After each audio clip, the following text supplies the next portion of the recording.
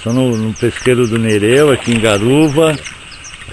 Aqui é um tanque que ele alimenta os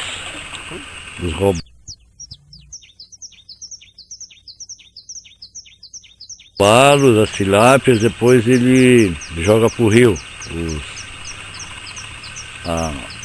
os robalos e troca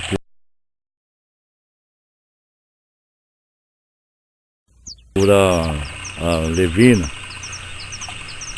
Joga mais aqui, ó. Não, mais pra lá.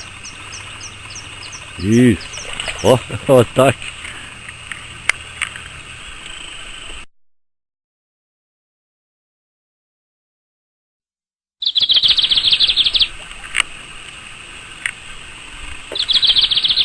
Ó.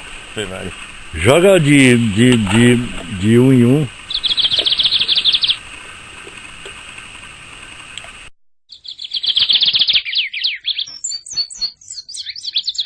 Pega e sai correndo, né?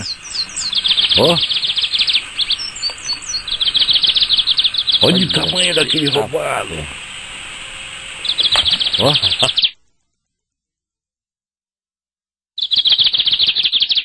Dá pra ver no vídeo. O Nereu conhece os robalos pelo nome. Ele conhece, o Nereu conhece os robalos pelo nome.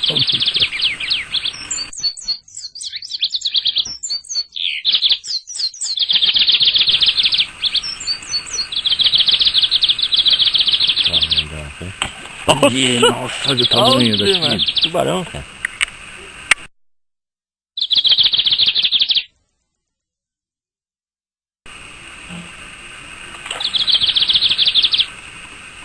A pessoa se jogando a varinha, faz a festa. Aquilo, cara. Olha o tamanho daquele. Olha lá aquele grandão lá, cara.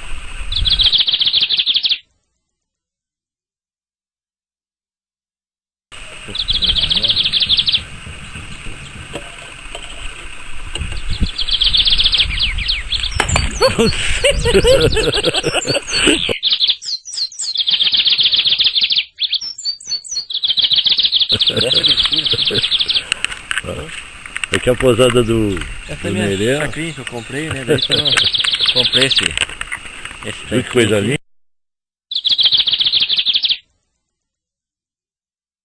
Cara, que coisão, cara. Nossa Senhora.